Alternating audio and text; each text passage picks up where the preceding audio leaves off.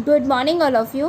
Class third EVS students, आज के video में हम chapter 7 leaves in our life इसकी एक्सरसाइज करेंगे। तो चलिए स्टार्ट करते हैं ए पार्ट से।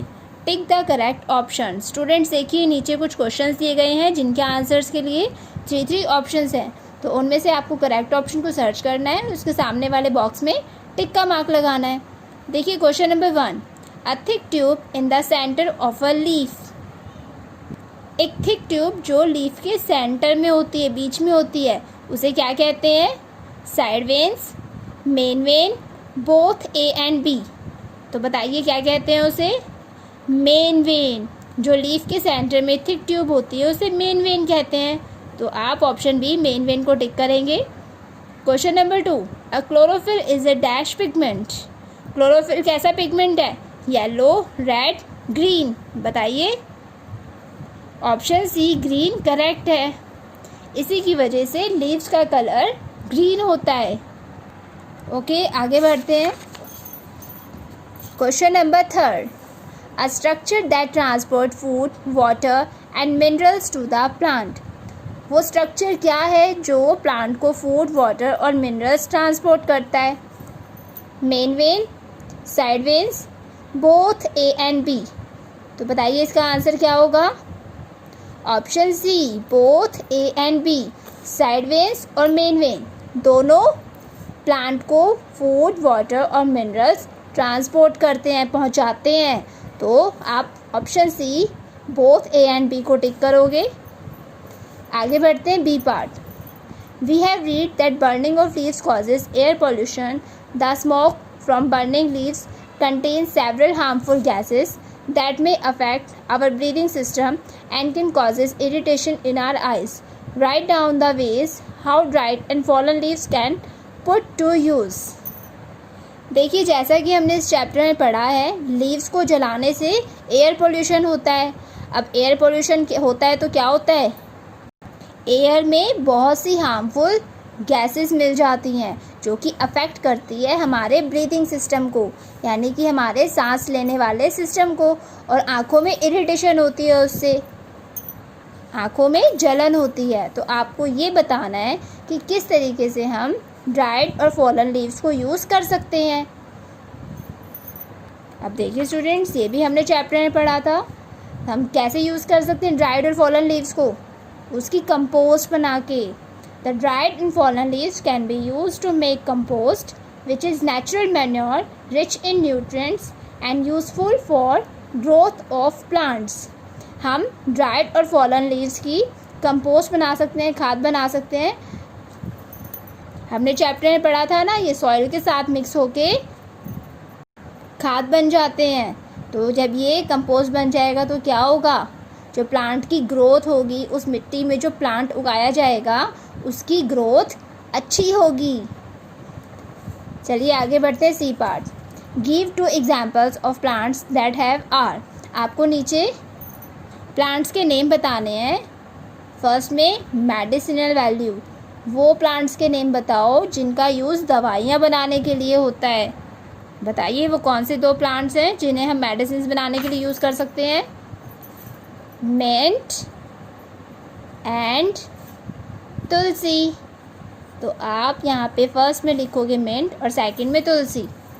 सेकंड देखिए, यूनिक स्मेल, वो कौन से प्लांट्स हैं जिनकी स्मेल एकदम अनोखी होती है, यूनिक होती है, जिन्हें हम स्मेल करके पहचान जाते हैं कि हाँ ये लीव्स किस प्लांट की है। बताइए। देखो हमने चैप्टर में पढ़ा था mint leaves, coriander leaves, curry leaves, neem leaves. इनकी स्मेल एकदम यूनिक होती है। हम इन्हें जस्ट स्मेल करके बता देते हैं कि ये लीव्स कौन से प्लांट की है। तो आप यहाँ पे फिल करोगे नीम लीव्स और यहाँ फिल करोगे कोरिएंडर। चलिए नेक्स्ट देखिए, यूज़ फॉर मेकिंग कच्चा हाउसेस। वो कौन से 2 प्लांट्स हैं जिनकी लीव्स को यूज़ करते हैं कच्चा हाउस बनाने के लिए? बताइए कौन से प्लांट्स हैं वो?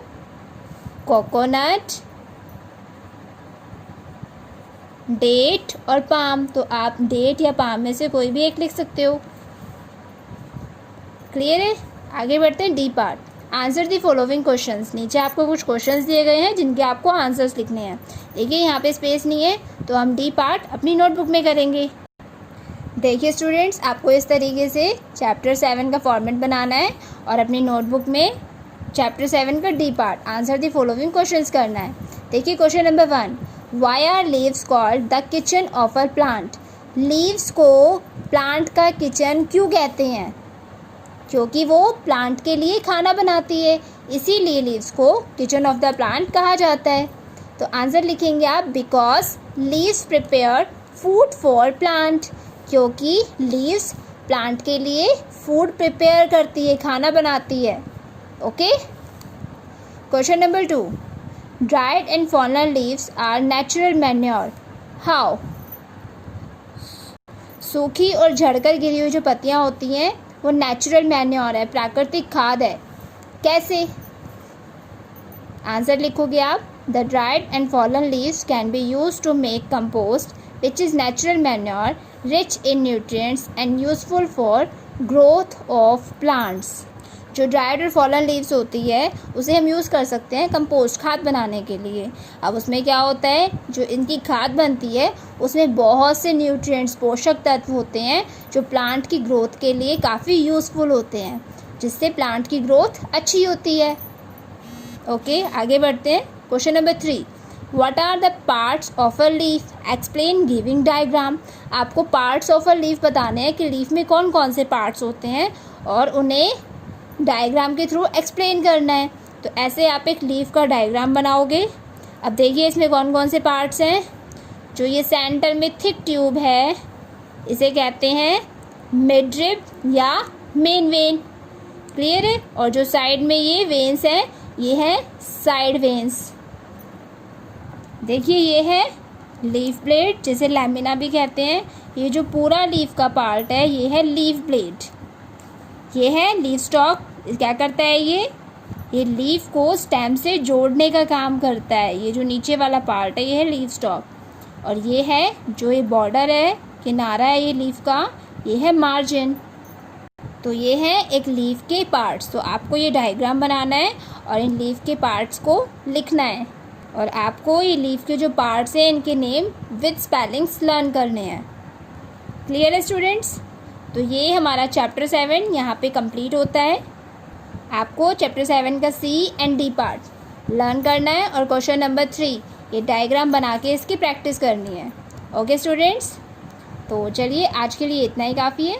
आपसे फिर होगी मुलाकात नेक्स्ट वीडियो में चैप्टर 8 के साथ। Thank you.